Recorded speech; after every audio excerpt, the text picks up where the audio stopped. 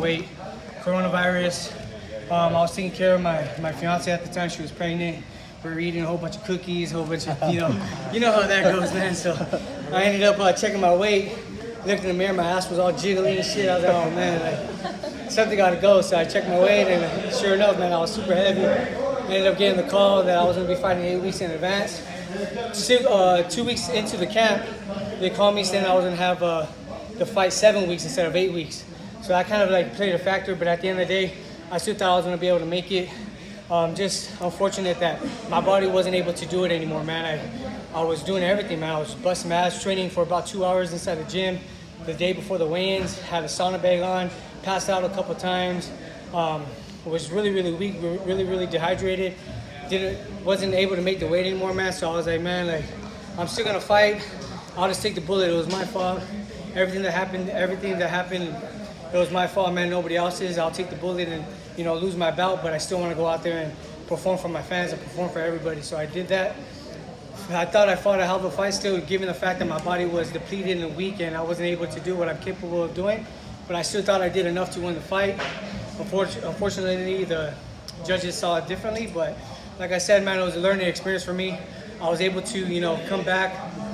I was a little depressed at first, but then I knew that God had a purpose for that, man. And I was praying to Him to give me another opportunity to let me show out to everybody. And then all of a sudden, man, I hear this information that Ryan Garcia ended up pulling out from the Javier Fortuna fight due to his mental illness and due to his depression and stuff. And I wish Ryan Garcia nothing but the best. He's a hell of a fighter and he's a great guy. And I wish, nobody that type of illness, man. Mental health and depression, all that stuff is a serious condition that a lot of people deal with that don't like to bring it out because they want to be strong and they don't want to be weak, but everybody deals with it, man. So it takes a lot of courage and it takes a lot of balls for a guy like Ryan Garcia to actually come out and admit that. And I respect him, and I wish him nothing but the best. But once I heard of that, man, I was like, shit. I started brainstorming, man. I was like, yo, fuck it. I ended up, right when Ryan Garcia said that, I ended up texting Robert Diaz and Oscar De La Hoya saying, yo, set me up with Javier Fortuna. Let's get this fucking fight going. I'll compete at 135 pounds. I don't mind it. They were intrigued. They liked the fight. They ended up hitting up the zone, I believe, like 2 days later. The zone liked it as well, and here we are, man, 2.5 weeks from the Javier Fortuna fight. What challenge does Javier Fortuna represent? Before we start another interview, let me take one photograph, okay? Okay, here. Look at me straight on. Nice. Being a father, how does that fit into your career now? Obviously, that's the most important thing at the end of the day. How do you balance this out? And is it added motivation to, have a better performance to further your career in the sport and make more money? There's an added incentive, if you look better. Absolutely, and being a father has changed my life both inside and outside of the ring, man. It helped me, cut a lot of people out because in boxing there comes a lot of temptation. There comes a lot of people that just come into your life that just want to take advantage of you, and I was able to.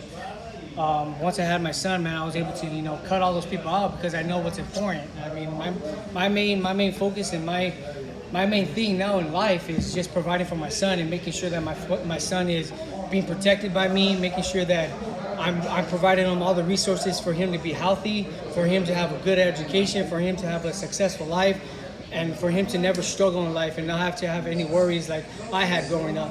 So that motivates me a lot, man. I know that this fight is a very, very big fight. It's probably the most important fight of my career because I'm moving up in weight, and this fight right here is going to create a lot of opportunities for me, man, to be fighting at 135 pounds or to go back down to 130. So I know that there's a lot at stake, and I'm not taking anything for granted. I've been busting my ass every single day, been seeing my son, but right now he's away because I want to make sure that I'm just fully focused, man, because right now I'd rather take the bullet and not see him as much right now because my main focus is providing a better future for him, man, and making sure that when he grows up, he sees all the hard work that I actually did and all the sacrifice that I did for him to have a better life and for him to have a better understanding of life. So it's been a very, very good, man. Fatherhood has been treated me very, very good. I'm very, very blessed, and I'm very, very fortunate that I have such a beautiful child. You said it yourself with the win over Javier Fortuna that could put you in the mix with like Chofima Lopez, Devin Haney, and preferably Ryan Garcia, who's with the zone. He's a stable mate, it'll be easier to make. Are you looking forward to that, possibly stepping in the ring with those kind of guys? Is there's more money in those kind of fights? Yeah, man. I mean, my main focus is my legacy, man. I want to go out there and fight the best fighters all the time. I'm not ducking. I'm not dodging anybody like some of these so-called champions are. These guys are just fighting guys for paydays, and they're not actually taking on the toughest challenges, man. And me, I always, my whole entire career, man, I always took on the toughest challenges. I always took on the undefeated fighters, guys that thought that they were going to beat me. I always, wanted to make sure that I put my foot down and making sure that I'm making a statement for my own legacy and for my own career. And this is just another step in my legacy and in my career by stepping up and fighting the boogeyman that everybody has dodged in the past. Devin Haney, Jorge Linares, Ryan Garcia. I don't say Ryan Garcia has dodged him because of his mental health, but he ended up pulling out. So I want to go out there and beat the shit out of this boogeyman and make a statement at 135 pounds and make sure that everybody knows that I'm still solid in this sport of boxing, and I'm one of the best fighters in the world right now. What challenge does Fortuna represent?